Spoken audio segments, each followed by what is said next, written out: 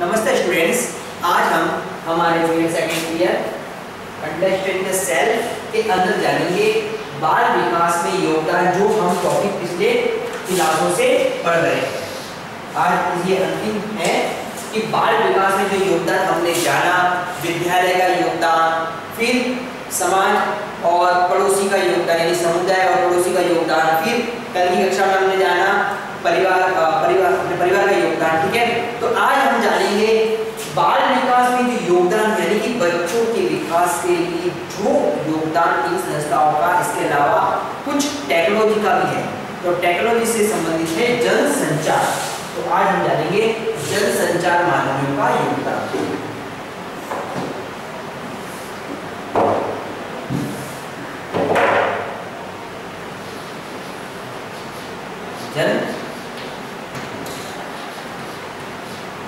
संचार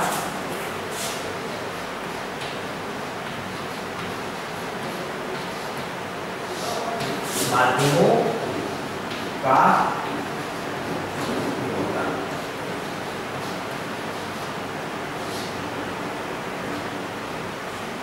जो जनसंचार माध्यम, वो जनसंचार माध्यम इस बाल विकास में अपनी भूमिका को किस तरीके से अदा करते हैं, उनको किस तरीके से उनका रोल है कि बच्चों के विकास के संदर्भ में ये योगदान देते हैं। बच्चा जब इन जनसंचारों के संपर्क में आता है, जनसंचार क्या है? जनसंचार के तौर पर हम टेलीविजन ले सकते हैं, दूरदर्शन ले सकते हैं, इंटरनेट, कंप्यूटर ले सकते हैं, जो जनता के संचार के संदर्भ में आते हैं। तो ये क्या व्यक्ति बालकों के लिए भूमिका अदा करते हैं, बालकों का योगदान करते हैं? बिल्कुल जी हाँ, करते हैं। हम देखते हैं कि आज बालक जो कुछ सीख रहा है या जो हम कह सकते हैं उसमें एडवांस पर आ जाता है अपनी एज के पहले, यानी कि जिस आयु में उसको जितना ज्ञान प्राप्त करना चाहिए उससे पहले वो बहुत कुछ प्राप्त कर लेता है। उसके पीछे जनसंचारों का योगदान है। आज बालों को पता होता है कि उसका जो पसंदीदा जो कार्टून है वगैरह वो कौन से चैनल पे आता है, उसको नंबर तक याद होते हैं, मोबाइल में कैसे प्रयोग करने चाहिए। तो कहने का मतलब उसको टेक्नोलॉजी इतना सिखा दिया है कि वो अपने आप उसको अब करना सीख जाता है। तो इस तरीके से हम कह सकते हैं कि जनसंचारों का बालकों विकास में काफी योगदान है। अब उसको पॉइंट वाइज देखते हैं। जो हमने पिछले कुछ पॉइंटों को देखा वही पॉइंट है। सबसे पहला पॉइंट है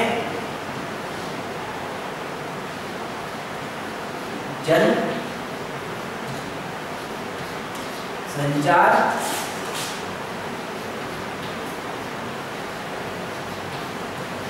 माध्यमों का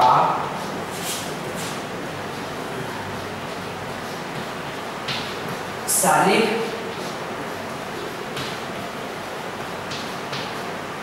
विकास में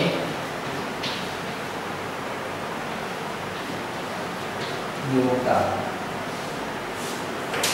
जनसंचार माध्यमों का शारीरिक विकास में योगदान। फिजिकली डेवलपमेंट, फिजिकल डेवलपमेंट हम समझ सकते हैं कि जैसे कि बच्चे टेलीविजन के अंतर्गत, दूरदर्शन कार्यक्रम के अंतर्गत योग संबंधित कोई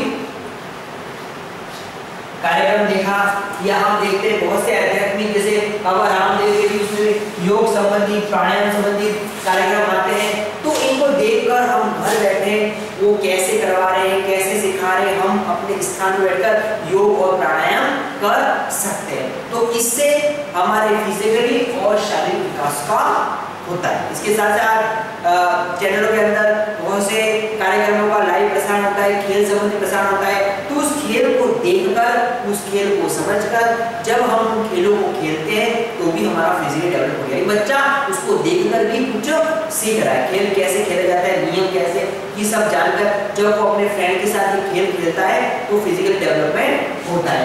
तो योग, प्राणायाम, खेल, इस तरीके के कार्यक्रम जो होते हैं, प्रसारण जो होता है, वो बच्चों के अंदर शारीरिक विकास का निर्माण करता है। अगला है इसमें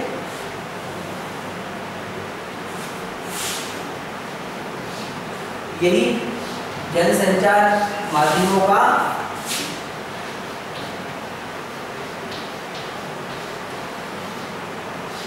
मानसिक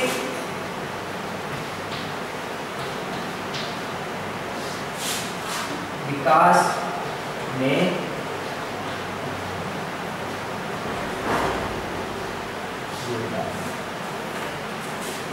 मानसिक विकास, मानसिक रूप से परिपक्व करना, मानसिक रूप से तैयार करना। हम देखते हैं दूरदर्शन या नेशनल ज्योग्राफी जैसे बहुत से चैनल्स आते हैं जिसको साइंटिफिक चैनल होते हैं, हिस्टोरिकल चैनल होते हैं, इनको देखकर हम कुछ समझते हैं, हम कुछ जानते हैं। हमने नेशनल ज्योग्राफी चैनल देखा तो हमने वाइल्ड लाइफ के बारे में जाना, हमने तरह तरह के जीव जंतुओं के बारे में जाना, पेड़ पौधों के बारे में जाना, पर्वतों, इन प्राकृतिक धरोहरों के बारे में जाना। तो इन सबको जानने से हमारा मानसिक विकास हो रहा है। साथ ही साथ हम दूरदर्शन पर ऐसे बहुत से कार्यक्रम आते हैं जो बहुत ही ज्ञानवर्धक होते हैं, तो इससे भी मानसिक विकास होता है। आज टेक्नोलॉजी ने काफ़ी ऐसे चैनल्स का डेवलप किया है जो हमको मैथमेटिकली और कुछ ना कुछ एजुकेशनल बातें बताते हैं। तो बच्चा इन एजुकेशनल नॉलेज को जानता है, बातों को जानता है, तो भी उसका मानसिक विकास होता है। तो इस तरीके से इन जनसंचारों के माध्यम से काफ़ी डेवलप हुआ है। कंप्यूटर, इंटरनेट के प्रयोग के माध्यम से हम हमारी एजुकेशन को बेहतर बना सकते हैं, जो जानना चाहते हैं उस चीज़ को जान सकते हैं। तो कुछ जो हमारे प्रॉफिट में है, हमारे फायदेमंद है, इन बातों को जानकर बच्चा अपना मानसिक विकास कर सकता है। तो ये जनसंचार बालकों के मानसिक विकास में अपना योगदान देते हैं। अगला है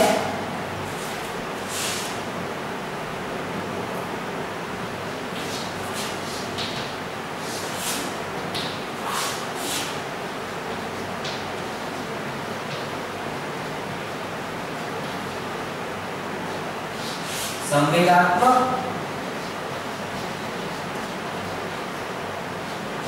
विकास में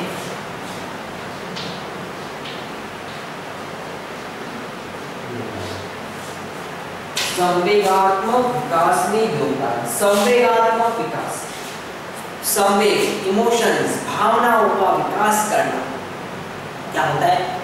जी हाँ, होता है कि जनसंचार के माध्यम से संवेगात्मक विकास भी होता है। हम देखते हैं दूरदर्शन या जो अन्य चैनल जो बहुत ही कामदायक चैनल होते हैं, इन चैनलों को देखने के माध्यम जिसके कुछ सीरियल्स होते हैं, कुछ ऐसे प्रोग्राम्स होते हैं जो बच्चों के अंदर संवेगों का विकास करता है। जैसे मान लीजिए कोई ऐसा परिवार के संबंध में जो कार्यक्रम चल रहा है जिसमें छोटे बड़ों के साथ कैसे बिहेव करते हैं, बड़े छोटे अपने छोटों के साथ कैसे बिहेव करते हैं, आपस में कैसे लिया जाता है, तो इससे एक अच्छे संवेगों का निर्माण होता है, अच्छे गुणों का निर्माण होता है। तो बच्चों के अंदर बेहतर संवेगों का निर्माण होता है। प्राचीन कुछ ऐसे दार्शनिक कार्यक्रम भी आते थे जिसके अंतर्गत हम देख सकते हैं कि किस तरीके से जो अवतार हुए, भगवानों ने अवतार लिए, तो उन्होंने अपने संवेगों को किस तरह से नियंत्रित करके अपने जीवन को यापन किया, कैसे अपनी भावनाओं का नियंत्रण किया। तो ये सब बातें ये बस सीखने के माध्यम से बच्चा सीखता है और अपने अंदर संवेगात्मक विकास करता है। वो समझता है कि परिस्थितियाँ कैसे भी हो, अपने संवेगों पर कंट्रोल करना है, हमको अत्यंत ज़्यादा भावुक नहीं होना है, ज़्यादा क्रोध नहीं करना है, दूसरों से ईर्ष्या नहीं रखनी है, द्वेष भावना नहीं रखनी है।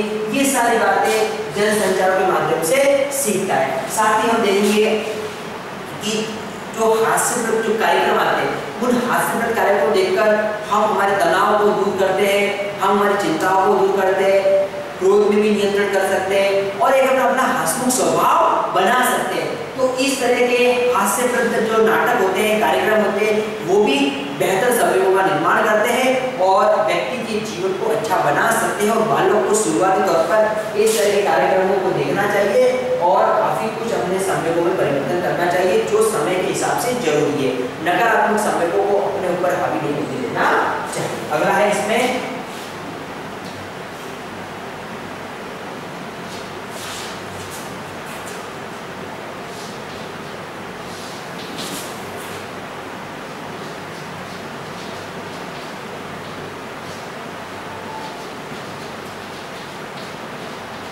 भाषा विकास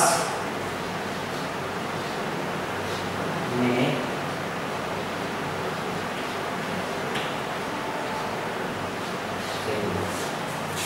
भाषा का विकास, लैंग्वेज का डेवलपमेंट, भाषा के विकास में ये जनसंचार कार्यक्रम अच्छा योगदान देते हैं। हम देखते हैं जो कार्यक्रम होते हैं, जो सांस्कृतिक कार्यक्रम होते हैं, उन सांस्कृतिक कार्यक्रम को देखने के बाद बच्चा अपनी संस्कृति के बारे में समझता है, जानता है, संस्कृतियों की भाषाओं के बारे में जानता है। प्लस इन कार्यक्रमों के अंदर जो भाषा होती है, काफ़ी मानकीकृत भाषा का प्रयोग किया जाता है। तो ये मानकीकृत भाषा बच्चों को काफ़ी सिखाती है और बताती है किस तरीके से बोला जाता है और किस तरीके से भाषा का प्रयोग करना है। साथ ही साथ हम देखते हैं कार्यक्रमों के अंतर्गत एक दूसरे के अंदर कम्युनिकेशन बनता है, उसमें कैसी वार्तालाप का प्रयोग होता है, ये बात में सिखाती है। ये तो बात जाओगे। कुछ कार्यक्रम ऐसे होते हैं जो किसी कविताओं के संदर्भ में भी हो सकते हैं, किसी कहानियों के संदर्भ में भी हो सकते हैं। तो ऐसी कविताएं, कहानियां जो बच्चा देखता है, सुनता है, समझता है, तो इससे बच्चों की भाषा में प्रभाव पड़ता है।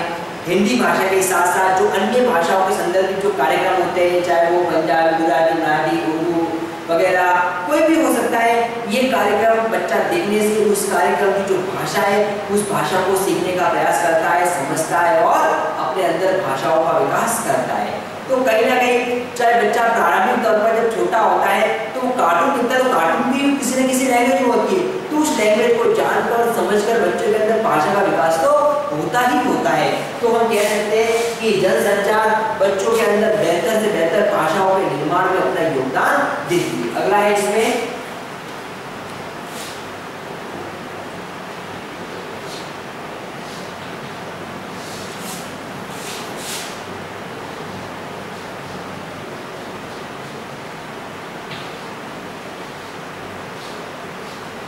सामाजिक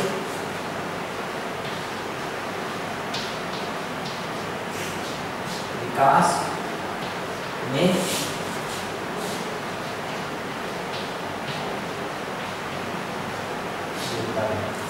सामाजिक विकास में योगदान। सामाजिक विकास, सोशल डेवलपमेंट। सामाजिक विकास होगा भाषा के माध्यम से, ये सदन के माध्यम से बच्चों के अंदर सामाजिकता निर्मित होगी, सामाजिकरण का निर्माण होगा।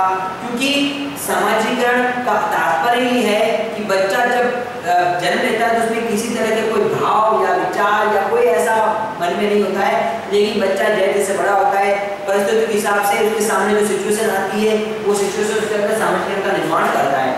तो जहाँ परिवार, आस पड़ोस का वातावरण, विद्यालय, ये सारी संस्था बच्चों को समझ आती है, तो उसी से जनसंचार भी दूर नहीं है। क्योंकि बच्चा प्रारंभिक तौर पर वर्तमान समय में हम देखते हैं कि बच्चा टेक्नोलॉजी से जुड़ रहा है, इन जनसंचार का प्रयोग कर रहा है, तो इसके माध्यम से बच्चा सकारात्मक नकारात्मक दोनों बातें सीख सकता है। तो कोशिश करनी है कि प्रारंभिक बच्चों के सामने वही कार्यक्रम वही आने चाहिए जिससे बच्चों को सकारात्मक आए। कार्टून भी बच्चों के सामने बहुत तरह के आते हैं, कुछ कार्टून बच्चों को सिखाते हैं, कुछ कार्टून बच्चों को बिगाड़ भी सकते हैं। तो इस तरह से वो अपना अपना रिव्यू होता है, लेकिन बच्चों के अंदर अच्छे सामाजिक गुणों का निर्माण किस तरीके से हो, इसके लिए ध्यान रखना है कि बच्चों को जो कार्यक्रम दिखाए जाते हैं वे कार्यक्रम प्रेरणादायक हो, बच्चों को कुछ सिखाते हो, बच्चों के ज्ञान वृद्धि करते हो, बच्चों को सकारात्मक रूप से तैयार करते हो, तो इस तरह के कार्यक्रम बच्चों के अंदर सामाजिक विकास का निर्माण करेगा। साथ ही साथ हम देखते हैं बहुत से ऐसे सांस्कृतिक धार्मिक कार्यक्रम आते हैं जिसको देखकर बच्चों के अंदर सहयोग, सद्भावना, धर्मनिरपेक्षता और सांस्कृतिक गुणों का निर्माण होता है, और यही गुण और निर्माण उसके अंदर सामाजिक गुणों का भी निर्माण करते हैं। बच्चों को अन्य संस्कृतियाँ, अन्य धर्मों के प्रति कैसे भावना रखनी चाहिए, धारणा रखनी चाहिए, सम्मान रखना चाहिए, ये सारी की सारी बातें हमको सीखने को मिलती है। तो सहयोग, सद्भावना, सदाचार के बच्चों के गुणों का निर्माण होगा, तो साथ ही साथ बच्चों के अंदर सामाजिक गुणों का भी निर्माण होगा।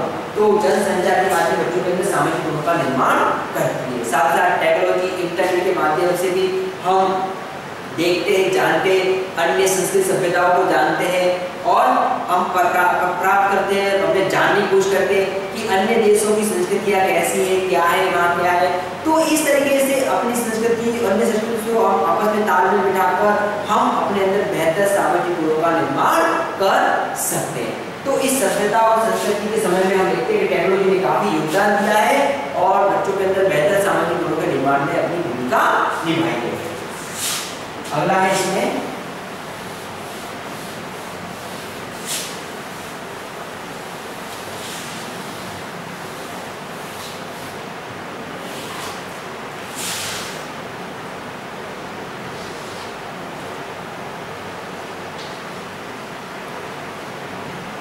अच्छे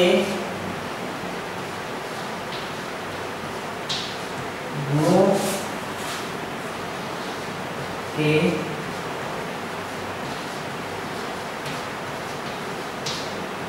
निर्माण में, अच्छे गुणों के निर्माण में योगदान। जनसंचार माध्यमों का अच्छे गुण होते हैं, चरित्र होते हैं, उसके निर्माण में योगदान रहता है।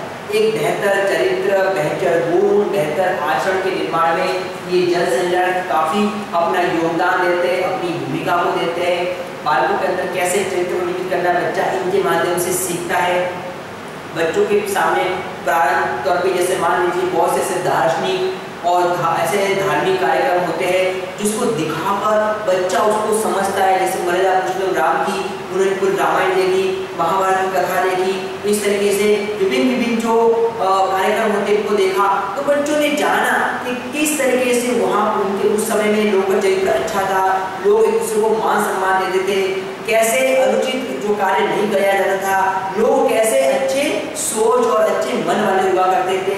तो इस तरीके की जो बातें हैं बच्चा सीखता है, जानता है और अपने अंदर अच्छे चरित्र के निर्माण में योगदान देता है। इसके साथ साथ बहुत ही ऐसे जो फिल्म आती है, मूवीज आती है जो प्रेरणास्पद होती है, जो बच्चों को ज्ञान प्रदान कर सकती है, तो यही बच्चों के अंदर चारित्रिक गुणों का विकास भी करती है।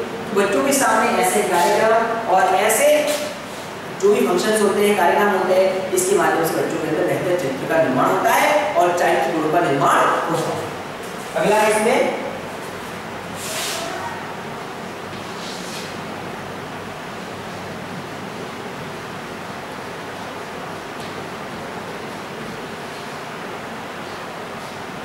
सृजनात्मक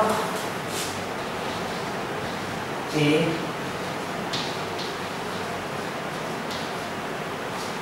विकास में सृजनात्मकता का विकास। सृजनात्मकता आप अपना समझते हैं, इसका अर्थ होता है क्रिएटिविटी, कुछ ना कुछ करना, कुछ ऐसा करना जिससे हम कुछ बन सके, कुछ कार्य कर सके। इसके लिए जरूरी है एक बालक के अंदर क्रिएटिविटी आना। बच्चे ने कोई साइंटिफिक चैनल देखा, बच्चे ने कोई नेशनल ज्योग्राफिक वाला चैनल देखा, तो बच्चा उसके एडवेंचर को देखता है, समझता है हाँ उस सिस्टम को नहीं करना है, लेकिन बच्चों के अंदर जीवन में कुछ करने का भाव जरूर निर्मित होता है। बच्चों ने कुछ ऐसा कार्यक्रम देखा, जैसे मान लीजिए बच्चों ने कोई गेम्स देखे, ओलंपिक गेम्स देखे, उसमें देखते हैं कि देश का नाम रोशन करने के लिए किस तरीके से वो उस खेल में अपना योगदान देते और मेडल्स हासिल करते हैं। तो इस तरीके की जो प्रोग्राम्स हैं ये बच्चों के अंदर नॉलेज डालते, बच्चों को सिखाते, बच्चों को करने के लिए प्रेरणा देते हैं और यही प्रेरणा हम कह सकते हैं बच्चों के अंदर सृजनात्मकता निर्मित करती है। आज बच्चा कंप्यूटर और इंटरनेट का प्रयोग कर रहा है, इंटरनेट के माध्यम से बहुत से ऐसे फंक्शन है, बहुत से ऐसे ऐप्स है जिसका वो प्रयोग कर रहा है, तो बच्चों के अंदर क्रिएटिविटी आ रही है, बच्चों के अंदर सृजनात्मकता का निर्माण हो रहा है और यही सृजनात्मकता उसको काफी कुछ सिखाते हैं। तो इस तरह की टेक्नोलॉजी, जनसंचार बच्चों को जीवन में कुछ करने के लिए, कुछ बनने के लिए तैयार कर रही है। और हम देख सकते हैं कि दूरदर्शन के बहुत से ऐसे कार्यक्रम है, समाचार है, जिसके माध्यम से बच्चा कुछ जानता है और उस जानकारी को प्राप्त करके अपने जीवन में कुछ उसको सीख भी सकता है। तो ये कार्यक्रम बच्चों के अंदर सृजनात्मकता लाने का। अगला है इसमें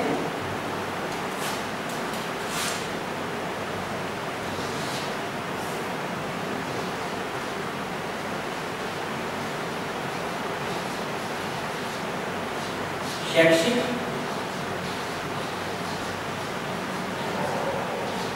विकास में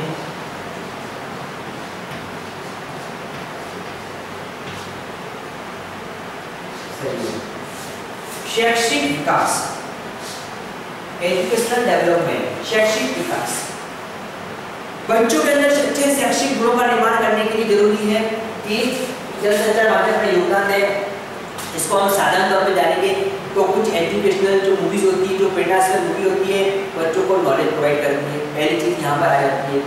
अब हम समय और परिस्थिति के हिसाब से आगे बढ़ जाते हैं कि इस टेक्नोलॉजी के युग में जनसंचार माध्यम के माध्यम से बच्चों में काफी परिवर्तन आया है, काफी चेंजेस आया है। आज हम जैसे कि पहले भी बताया है कुछ पॉइंटों से पहले कि जो एजुकेशनल जो चैनल है, जैसे कि बच्चों बहुत सी जो चैनल है जो बच्चों को एजुकेशन प्रोवाइड करने की होती है, बच्चों को सिखाती है, कुछ बनाती है, तो ये बच्चों के अंदर शैक्षिक विकास में सहयोग प्रदान करती है। कुछ हिस्टोरिकल चैनल्स होती है जो ऐतिहासिक बातों को बताती है, तो बच्चों के अंदर अच्छा डेवलप होता है। लोकसभा, राज्यसभा संबंधित चैनल्स आते हैं, दूरदर्शन के कुछ चैनल्स कोई प्रोग्रामों को देखकर अपने अंदर शैक्षिक मूल्यों का विकास कर सकता है। समाचार अपने आप में कुछ न कुछ नॉलेज देता है हमको, समाचारों से हमको पता चलता है कि कौन कैसी योजनाएं क्या देश में घट रहा है। तो इस तरह की सारी बातें हैं हमारे अंदर कुछ नॉलेज को बढ़ाता है, नया ज्ञान प्रदान करता है, तो बच्चों के अंदर शैक्षिक विकास होता है। तो एक जो जनसंचार है इसके माध्यम से बच्चों के अंदर शैक्षिक गुणों का विकास तो होता ही होता है। तो इसलिए बच्चों को जो नॉलेज जहाँ से मिल रहा है ऐसे नॉलेज को प्राप्त करने का अवसर दिया जाना चाहिए और बच्चों के शैक्षिक विकास के लिए जनसंचार में योगदान देता है। इस बात को समझकर इसकी को बेहतर रूप से बच्चों के सामने प्रस्तुत करना चाहिए। अगला है इसमें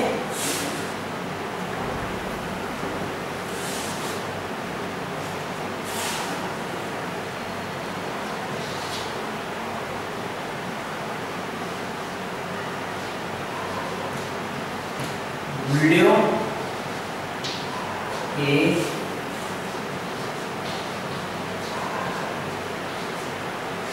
विकास में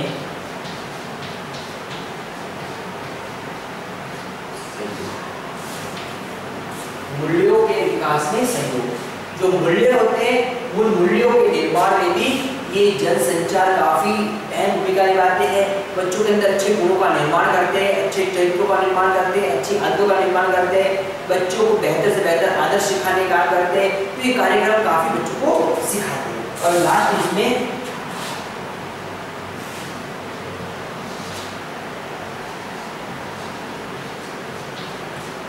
दक्षता के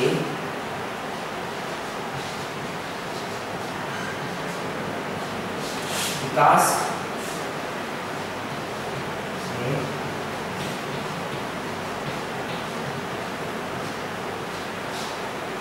सहयोग। दक्षता के विकास में सहयोग, दक्षता यानी कि कुशलता, अपनी एक बेहतर कुशलता का निर्माण करना है, कुशल नागरिक बनाना, कुशल व्यक्ति बनाना। तो जनसंचार का प्रयोग, जनसंचार की समझ ही अपने आप में कुशलता है। बच्चा कंप्यूटर को समझ रहा है, बच्चा इंटरनेट को समझ रहा है, बच्चे के फंक्शनों को समझ रहा है, ऐप्स को समझ रहा है, टीवी चैनल को समझ रहा है, ये सारी बातें बच्चा समझ रहा है तो दक्षता आती है। तो टेक्नोलॉजी की दक्षता और जीवन की दक्षताओं का निर्माण ये जनसंचार के माध्यम से हो रहा है। तो हमने कक्षा में जाना कि बाल विकास के योगदान में ये जनसंचार किस तरीके से हमारे गुणों का निर्माण करते हैं। तो हमने कुछ कक्षाओं में, 3 कक्षाओं में जनसंचार को इस बाल विकास के योगदान में जो माध्यम है उनको हमने जाना। तो इसको आज हम 5 मिनट में देख लेते हैं कि बाल विकास को हमने किस तरीके से समझा। तो सबसे पहले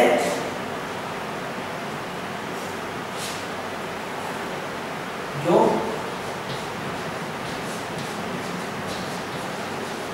शारीरिक है, फिर है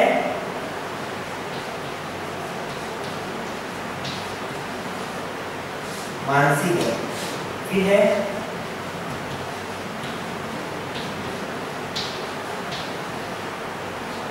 संवेगात्मक है, फिर है भाषा विकास, फिर है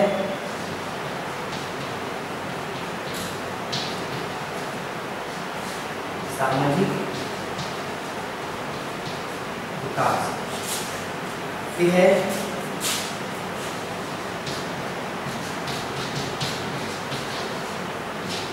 चारित्रिक विकास, फिर है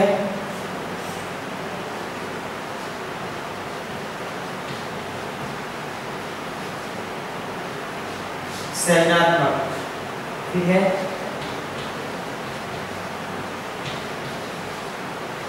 शैक्षिक विकास।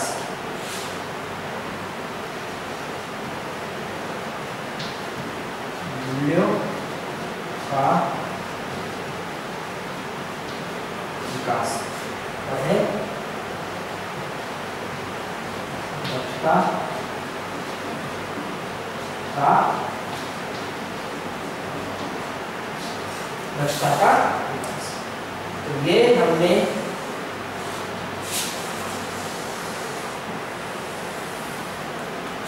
पॉइंटों को जाना और समझा।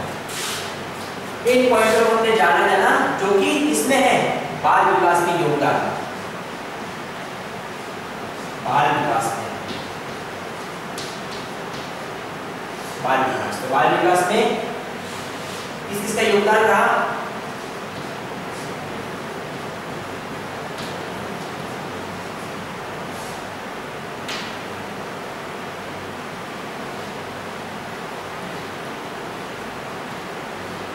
विद्यालय,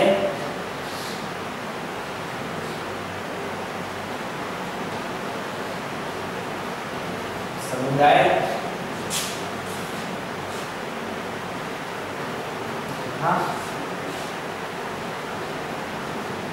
आस पड़ोस,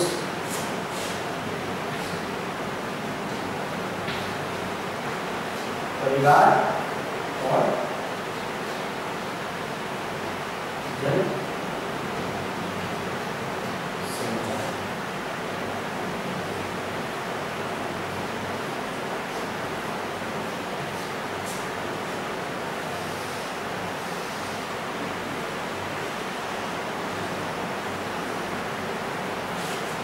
तो हमने कक्षा में जाना कि बाल विकास का योगदान में चाहे विद्यालय हो, समुदाय हो, परिवार हो, जनसंचार, इन्होंने किस तरीके के शारीरिक, मानसिक, संवेदनात्मक, भाषा, सामाजिक, चारित्रिक, संज्ञानात्मक, शैक्षिक मूल्य और दक्षता के रूप में योगदान दिया। तो आज हमारे ये बाल विकास के योगदान का टॉपिक खत्म होता है। अब आपका असाइनमेंट है आपका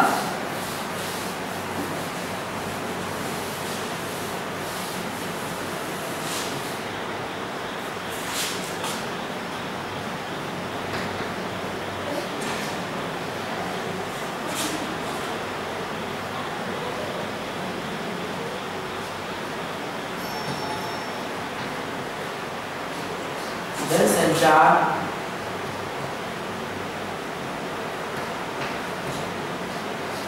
माध्यमों का बाल